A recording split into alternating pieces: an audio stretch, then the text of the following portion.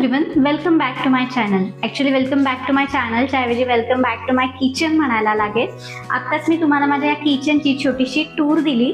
तर हा एक फुल्ली फर्निश्ड फ्लॅट आम्ही 2-3 महिन्यापूर्वीच खरेदी केला आणि आता इथे शिफ्ट झालेलो आहे. या किचनमधल्या ट्रॉलीज किंवा या फर्निचरचा कलर ॲज इट इज आम्ही ठेवलेला आहे, त्यामध्ये काहीच बदल केलेले नाही आहे. या किचनला 2 काउंटरटॉप आहेत, तर हे दोन्ही काउंटरटॉप आज आपण ऑर्गनाइज करणार आहोत आणि आजचा हा व्हिडिओ त्याच रिलेटेड आहे. चला तर मग व्हिडिओला सुरुवात करूयात. सगळ्यात आधी आपण गॅस स्टोव बघूयात.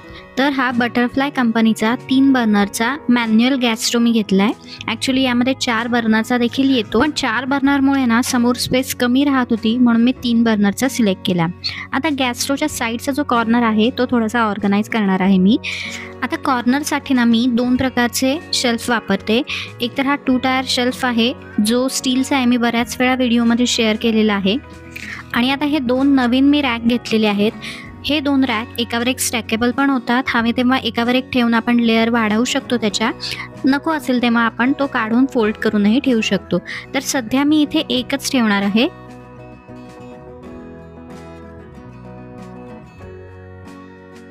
आता या स्टीलच्या रॅकवर मी काय काय ठेवते हे तर तुम्ही बऱ्याचदा व्हिडिओजमध्ये पाहिलेलं असेल. येलो कलरचे माझ्याकडे सिरॅमिकचे असे जार्स आहेत, ज्यामध्ये मी चहा, साखर, कॉफी वगैरे ठेवते. खाली 2 सिरॅमिकचे असे राऊंड जार्स आहेत, ज्यामध्ये मी एकात खडे मसाले आणि एकात ग्रीन टीचे पाऊच ठेवते, एकात मीठ ठेवते. हे तर तुम्हाला बऱ्याचदा शॉर्ट्स व्हिडिओमध्ये किंवा इतरही माझ्या काही व्हिडिओजमध्ये बघितलेलं असेलच.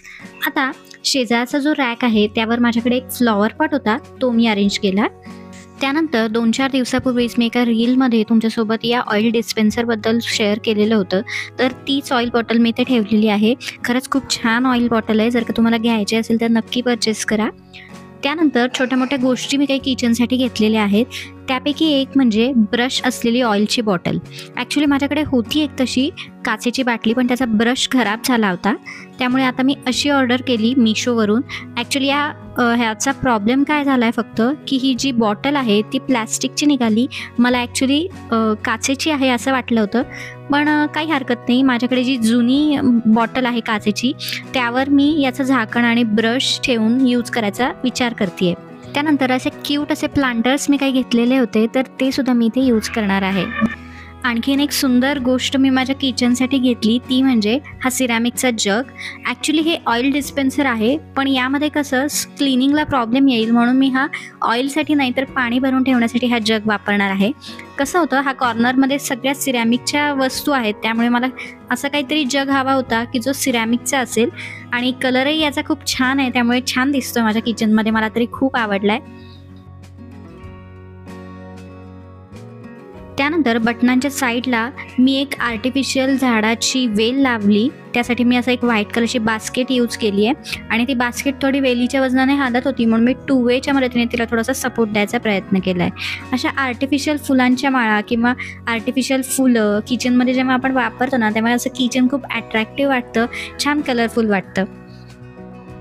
किचन डेकोरेट करण्यासाठी अजून एक डेकोरेटिव्ह पीस मी मागवला आहे, तो म्हणजे असे कलरफुल नोट्स असलेले असे बोर्ड्स आहेत. पण हे बोर्ड्स दिसायला तर खूप क्यूट आहेत, पण मला अजून लक्षात येत नाही आहे की मी किचनमध्ये कुठे लावू. त्यामुळे आजच्या व्हिडिओमध्ये हे तुम्हाला कुठेही लावलेले दिसणार नाहीत.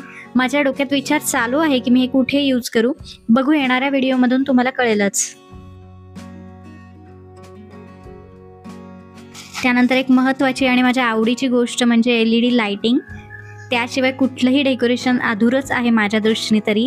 ॲक्च्युली आम्ही वॉर्म लाईट्सच्या प्रेमातच आहे म्हटलं तरी चालेल. मला सगळीकडे वॉर्म लाईट्सच हवे असतात. तर अशी मी लाईटिंग लावली खरी, पण प्रॉब्लेम असा झाला की ती अर्धी लाईटिंग लागतच नाही आहे. तर आता हे काम माझं नेक्स्ट वीकमध्ये राहणार आहे की ह्याला रिपेअर करणं किंवा मग दुसरी लावणं. बघू काय होतं आहे. सिंकच्या बाजूला जी थोडीशी स्पेस आहे तिथे मी असं एक स्टँड ठेवते. ॲक्च्युली हे स्टँड आहे ना मी उन्हाळ्यामध्ये माठासाठी घेतलं होतं, कारण माठामधून जे पाणी गळत असतं ते या डिशमध्ये जमा होतं आणि ही डिश आपण काढू शकतो, याच्यातलं पाणी ओतून देऊ शकतो आणि ही डिश पुन्हा तिथे लावू शकतो. त्या स्टँडच्या खालीच आहे ना ग्लास ठेवण्यासाठी सुद्धा जागा आहे, त्यामुळे हे उन्हाळ्यात मी घेतलं. पण इतर ऋतूमध्ये सुद्धा माझ्याकडे जो तांब्याचा पीप आहे तो ठेवण्यासाठी मी या स्टँडचा वापर करते. बेसिनच्या साईडलाच आहे ना असं एक रॉड लावलेला आहे, जिथे माझे किचन टॉवेल्स किंवा एखादं नॅपकिन हात पुसण्यासाठी ठेवलेलं असतं. आता दुसऱ्या साईडच्या किचन ओट्यावर आहे ना मी असा शेल्फ डिवायडर रॅक घेतलेला आहे, तो ठेवते आणि त्यावर घरातलीच एक टाईल ठेवलेली आहे. त्या टाईलमुळे काय होतं, तो सरफेसचा एरिया थोडासा वाढतो, कारण मला तिथे ठेवायचं असतं माझं फूड प्रोसेसर. त्या फूड प्रोसेसर खाली मी एक वुडन चॉपिंग बोर्ड ठेवलेला आहे, कारण मला इकडून तिकडे मिक्सर जेव्हा हलवायचा असतो तेव्हा मला सोयीचं जातं. आणि त्या शेजारी एक माझी फ्रूट बास्केट ठेवते. त्या साईडला ना मगाशी मी जी तुम्हाला व्हाईट रॅक दाखवली ती ठेवलेली आहे.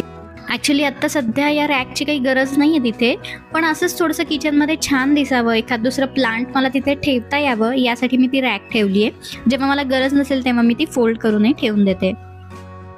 आणि त्या रॅकवर एखाद दुसरी बडीशोपची बॉटल, एक छोटासा लॅम्प वगैरे ठेवलेला आहे मी. आता एक महत्त्वाची गोष्ट तुमच्यासोबत शेअर करायची, ते म्हणजे या ओट्याच्या कॉर्नरला ना मी एक असा व्हाईट बोर्ड लावून घेतलेला आहे.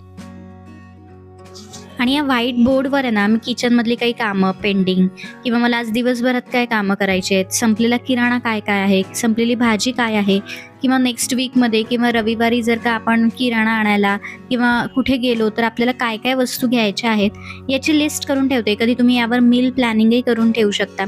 तर अशा काही छोट्या मोठ्या गोष्टी ज्या आपल्या विसरल्या जातात तर त्या मी लिहून ठेवते. चला मग आता किचनचा एक फायनल लुक बघूयात, कसं दिसतंय माझं किचन लाइटिंग लागल्यावर.